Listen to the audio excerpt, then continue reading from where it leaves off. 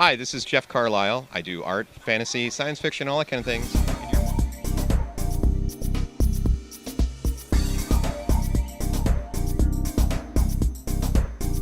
Hey guys, what's going on? This is Dice Squad. I am Marshall Dice, known as Adam Campbell. General Dice, Todd Evangelista. And this is Dice Squad, the only show where we keep saying, wench, bring me more drinks. I am all about the money, baby.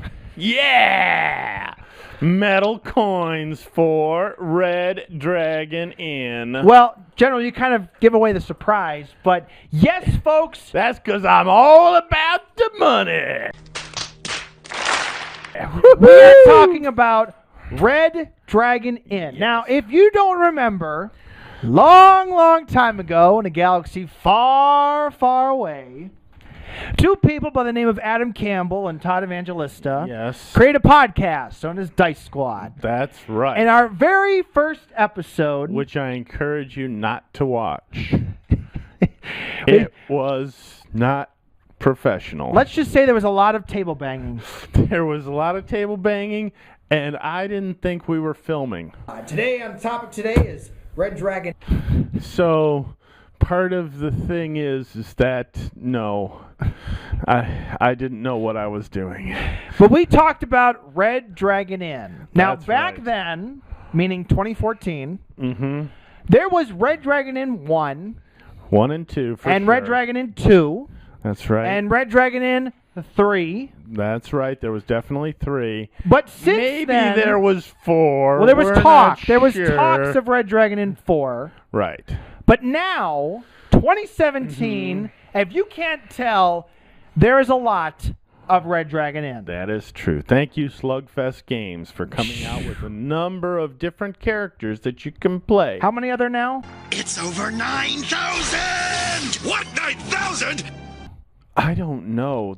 I backed the Red Dragon Inn 5, and it is a big empty box with 4 characters, but it was divided so you could have all your different characters in there, and it is pretty full. And now Red Dragon Inn 6 is coming out with the villains. All about villains. Actually, hold on one sec there, General. Yes. Hold this. All right. Oh, oh man. Here we go. Here we go. There we go. Character Trove. That's what it was called. And it has a lot of pictures of all the different characters. When this came out, these 4 were in the box, and these were all the characters you could get. So there's a lot of them. There are. And I have actually played with 14 people in one game. Get out of here. And I encourage you not to do it. Because when just set up different smaller tables and then have one big tournament. Whoever wins from each table plays a final game. Because I'll tell you, when somebody won a round of gambling, they won so much money, they became an instant target. They would have like 35 coins in front of them. So, General, it may look like a nice, happy-go-lucky setting here, but no, a 14-player game is not okay. It's okay if you want to do it once, but I tell you, after you do it once, you probably won't do it again. And True enough. It is epic, but since it's a player elimination game, the people who were eliminated went into a different game as soon as they were eliminated, because it was, and even when it came down to the last two had a lot of money. It was really hard for them to get out. So it was like an epic battle at the end. So it didn't just, oh, well, we're down to 2. It'll end soon. No, it will not. So General, let's talk about these brand new characters. Right. We have, I think, Aaron, the Changeling. Aaron the Changeling may have already been out. She is a good character, but she's not for beginners. Why is that? It's because you're changing from a bird to a bear to an elf to a tree, and each form has a different thing that it does, and it's good. You can utilize those forms, but if you're new to the game, you'll constantly be doing this. Well, what form am I? Even though this is the thing that you put and it tells you what form you are. Do I turn back now? What can I do as this form? It's a little too hard for a newbie to get involved with. If you're a newbie, you might like Pookie the Vicious. Now, wait a minute, General. Pookie is lots of fun to play because you have a card and you keep track whether Pookie is calm or manic or crazy or psychotic. And cards in Pookie's deck will change depending on Pookie's mood. And all you have to do is try and figure out, like, oh, Pookie lost a round of gambling. Oh, Pookie drank a big drink. And the mood gets worse Now, and isn't worse. Pookie wasn't he part of Zot from the original Red Dragon Inn? Zot and Pookie were the original team in Red Dragon Inn 1, and if you look at Pookie's cards, he steals Dimly's helmet, his grandfather's helmet. He has in there a lot of different artifacts and things that other characters use that he steals.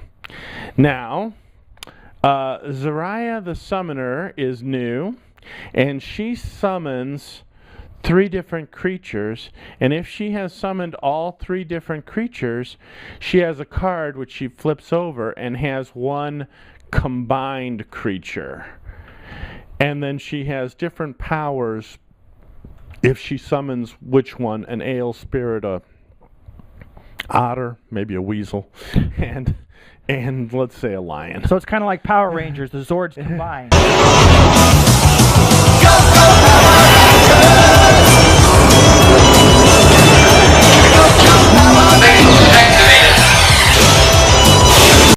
They do combine, and then she's really powerful, and then she gets to use that once, and then goes away again, and she's got to start over to start summoning. She, again, is a little difficult, but medium, I would say. Then we always call him Zohan. Don't mess with the Zohan. That's what we say. Don't mess with the Zohan, because he is the drunken master, and that's not his name, but it's close enough. And what happens is he gets drunker and drunker, and he can suddenly unleash a drunken blast.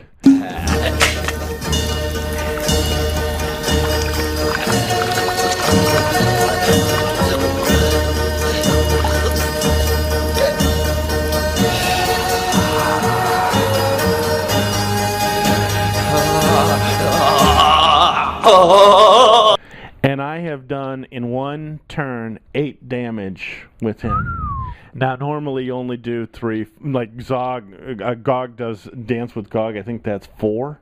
That's one of the biggest damages. But I did 8 with him. So he's just like Jackie Chan. Yes, he is. He's very much so. Wrench is, again, he's very very complicated. He summons different inventions, and the inventions then do things, and they start to break down as soon as he invents them, and then people can attack the inventions instead of him, but some of the inventions will protect him, they will give him more money, they will damage you more. So he's kind of like WizGilly. Right, but again, if you are a newbie, do not start with Wrench. It's just too complicated. But if you're good at the game, he's a very strong character. Osric the Adept. His cards are elemental cards. They do damage, and he just, again, much more straightforward than Wrench.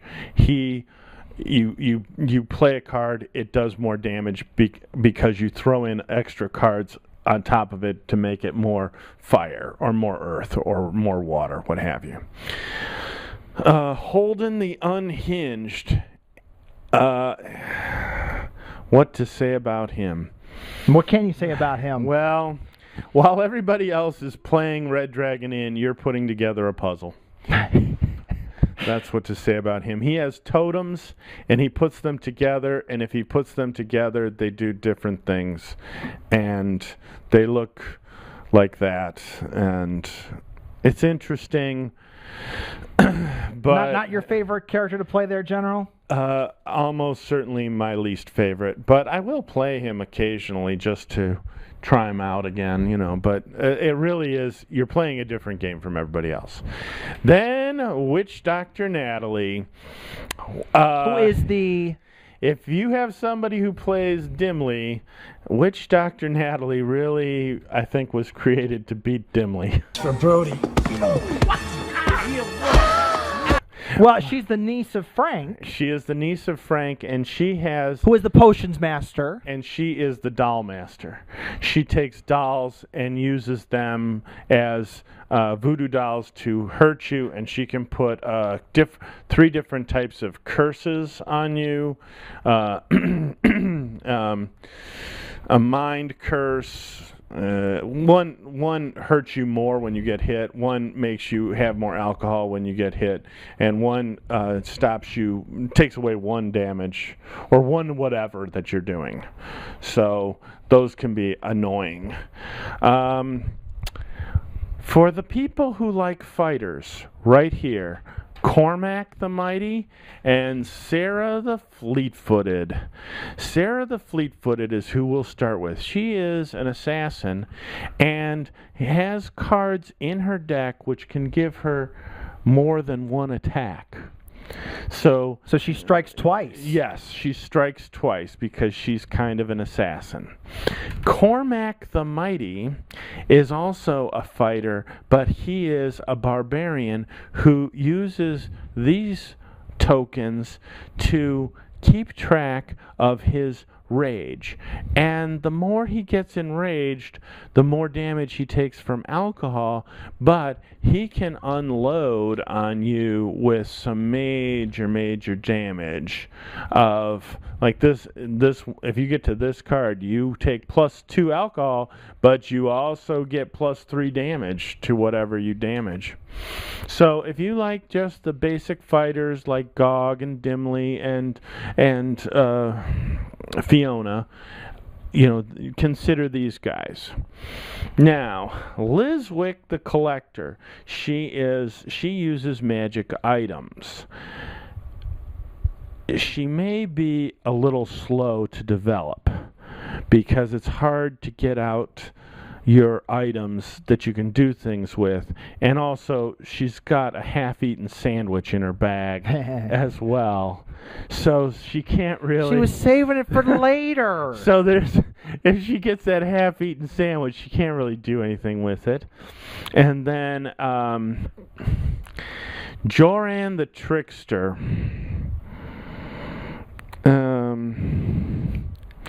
Now, what you say about that one, General? I haven't played him that much.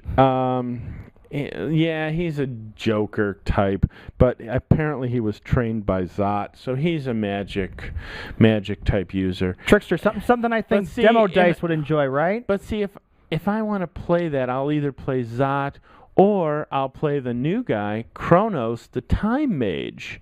He's more like Eve. He has a lot of different types of cards. He has a good balance of cards.